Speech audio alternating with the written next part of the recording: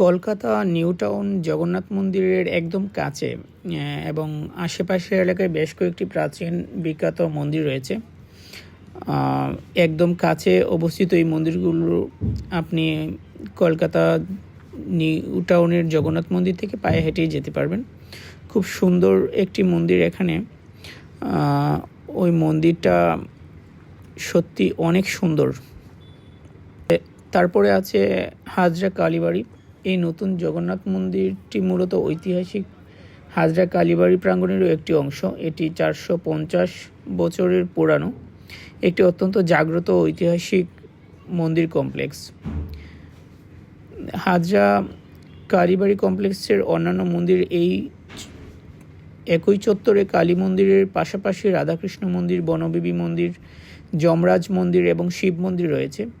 জগন্নাথ মন্দির দর্শনের সাথে সাথে আপনি ওই মন্দিরগুলো পায়ে হেঁটে ঘুরে নিতে পারবেন এবং দেখতে পারবেন।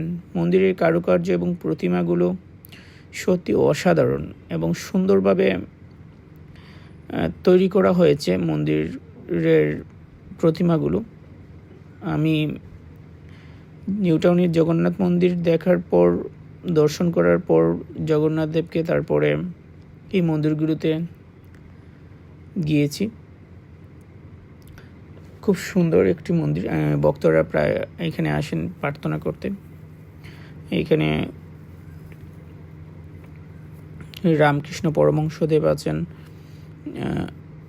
মা কালীর মূর্তি আছে, শিবের মূর্তি আছে। খুব সুন্দর জায়গাটি।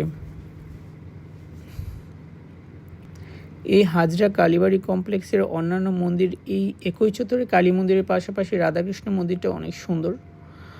এখানে শিব এবং পার্বতী রয়েছেন।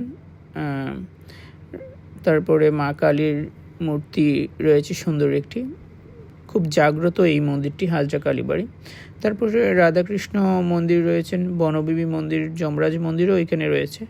প্রতিটা স্থাপত্যই অনেক সুন্দর এবং মন্দিরটি অনেক সুন্দর। জগন্নাথ মন্দিরের দর্শনের সাথে সাথে আপনারা এই মন্দিরগুলো দর্শন করতে পারেন, যা আজ আমি করেছি। এটা যমরাজ মন্দির। খুব সুন্দর একটা মন্দির সত্যি, এবং কারুকার্যগুলো এমনভাবে ফুটিয়ে তোলা হয়েছে যা খুবই আকর্ষণীয় এবং অনেক ভালো লেগেছে এই মন্দির দর্শন করতে পেরে।